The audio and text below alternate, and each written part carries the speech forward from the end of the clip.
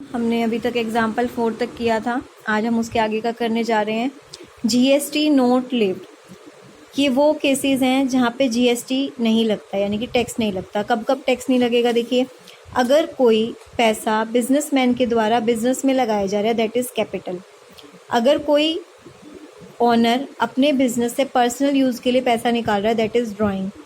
या फिर आप अपना पैसा बैंक में सबमिट करवा रहे हो, बैंक से पैसा निकाल रहे हो, या अपने क्रेडिटर्स की पेमेंट दे रहे हो, आपको डिस्काउंट मिला, या आपसे जो डेटर्स को पैसा, डेटर्स से आपको जो पैसा मिल रहा है और जो आप उन्हें डिस्काउंट दे रहे हैं। बैड डेब्ट्स की अगर कोई एंट्री आती है तो बैड डेब्ट्स पे भी आप वेजेस और सैलरी पे कर रहे हो, उस पर इलेक्ट्रिसिटी, वाटर बिल, या आप ट्रेवलिंग एक्सपेंस, तो इस तरह की अगर जर्नल एंट्री आपकी आएंगी तो इन पे आप जीएसटी नहीं लगाएंगे। तो आज हम क्वेश्चन नंबर 5 करने जा रहे हैं। Intra state, that is within state, record the following transactions, Lucknow की हैं, ठीक है, have been enter within the state of Uttar Pradesh, charging कितना है आपका 6% ईच है। आपने बिजनेस स्टार्ट किया है कैश से 50,000 एंड चेक 4 लाख। तो आपकी एंट्री क्या होती है बिजनेस को स्टार्ट करने की? Cash account debit, bank account debit to capital. अभी हमने पीछे किया था कि आपका जब भी बिजनेस में पैसा लगाते हो तो आप उस पर आपका जीएसटी नहीं लगता। Next entry, boat goods of the list price this, 20% trade discount and 5% cash discount, cash price 60% immediately पे किया गया है। तो इसके लिए पहले हम इसका नोट देखते हैं। लिस्ट प्राइस कितना है? 1 लाख।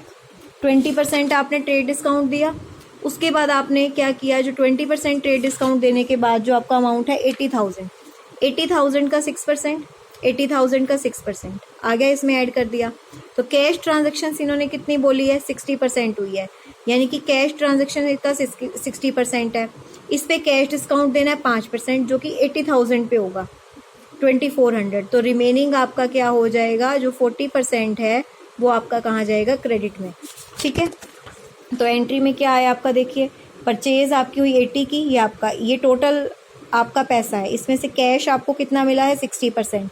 तो 60% ये हो गया, और ये आपका क्या हो गया? 40%। 60% में से ही आपने क्या किया है, जो डिस्काउंट दिया है वो दिया है। कल वाली एंट्री है सेम। सोल्ड गुड्स, ये भी कल वाली एंट्री है, आप खुद से करेंगे। पहले ट्रेड डिस्काउंट माइनस करना है, फिर 4% कैश डिस्काउंट है, और 40% रिसीव हुआ है, यानी कि 60% आपका क्रेडिट में है। Paid to Gauri Shankar by cheque after deducting 5%, आपने गौरी शंकर को पेमेंट की है चेक से 5% करने की। देखिए, गौरी शंकर टू बैंक, आपको पता है हमें पेमेंट करनी अगर अपने क्रेडिटर्स की, अभी हमने पढ़ा था, उस पर जीएसटी नहीं लगता, तो इस एंट्री में आपका कोई भी जीएसटी नहीं लगेगा। Next entry, electricity bill pay किया है आपने, रेजिडेंट दिया है बिल अपना प्रोप्राइटर का, सैलरी पे की है, ठीक है, डेटर्स की पेमेंट की है, और 25% ही आपको उससे रिसीव हुआ है। 3 एंट्री में आपको एक साथ दिखा रही हूँ, इन पे जीएसटी नहीं लगेगा। इलेक्ट्रिसिटी बिल, ड्राइंग पे जीएसटी नहीं है, सैलरी पे करने पे जीएसटी नहीं है। एक डेटर था जिससे आपको सिर्फ 25% मिला है, बाकी आपका क्या हो गया? बैड डेब्ट्स हो गया, इस पे जीएसटी नहीं है। पैसा निकलवाया ऑफिस से पर्सनल यूज़ के लिए, ठीक है, ऑफिस के लिए और पर्सनल यूज़ के लिए। तो बैंक से पैसा निकलवाने पे, चाहे आपने ऑफिस के लिए निकलवाया तो कैश, और अपने पर्सनल यूज़ के लिए निकलवाया तो ड्राइंग, इस पे भी जीएसटी नहीं लगेगा। जो पैसा डूब गया था उसमें से 10,000 मिल गया। बैड डेब्ट्स रिकवर की एंट्री आपको पता है, सिंपल जर्नल एंट्री जो पिछले चैप्टर में आप करके आए हो। आपको 10 आइटम बताई गई हैं जिन पे जीएसटी नहीं लगता। Sold goods 25% profit, 10% this. अब इसमें प्रॉफिट भी आ गया है तो ध्यान से समझेंगे। कॉस्ट कितनी है? 60,000। पहले इसमें 25% प्रॉफिट ऐड किया, कितना हो गया? 75,000। 75,000 का 10% डिस्काउंट माइनस किया। अब इस पे आपका क्या लगेगा? 6% जीएसटी। दोनों आपने इस पे 6% निकाला। कैश डिस्काउंट कितना है? 2% आपने माइनस कर दिया। ये अमाउंट आपका किस में जाएगा? बैंक। क्लियर है? ये आपकी एंट्रीज हो गई हैं। उसके बाद इन्होंने कहा अब हमारा यहाँ पे इंट्रा स्टेट खत्म हो चुका है। 5 एग्जाम्पल तक आज मैंने आपको एक ही एग्जाम्पल करवाया है, कल हमारा स्टार्ट होगा इंटर स्टेट, ठीक है। तो आप अपना इंट्रा स्टेट तक 5 एग्जाम्पल तक अच्छे से कर लीजिए।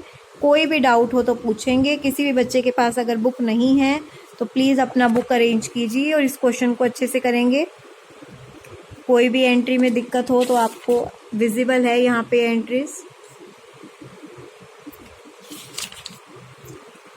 ये आपके वर्किंग नोट्स हैं। अब एक बार हम होमवर्क क्वेश्चन की बात करते हैं। आज हमने किया है क्वेश्चन नंबर 5, तो आपको भी होमवर्क में करना है क्वेश्चन नंबर 5। जिनके पास बुक नहीं है वो स्क्रीनशॉट लेके इस क्वेश्चन को कर सकते हैं। क्वेश्चन नंबर 5 आपको करना है।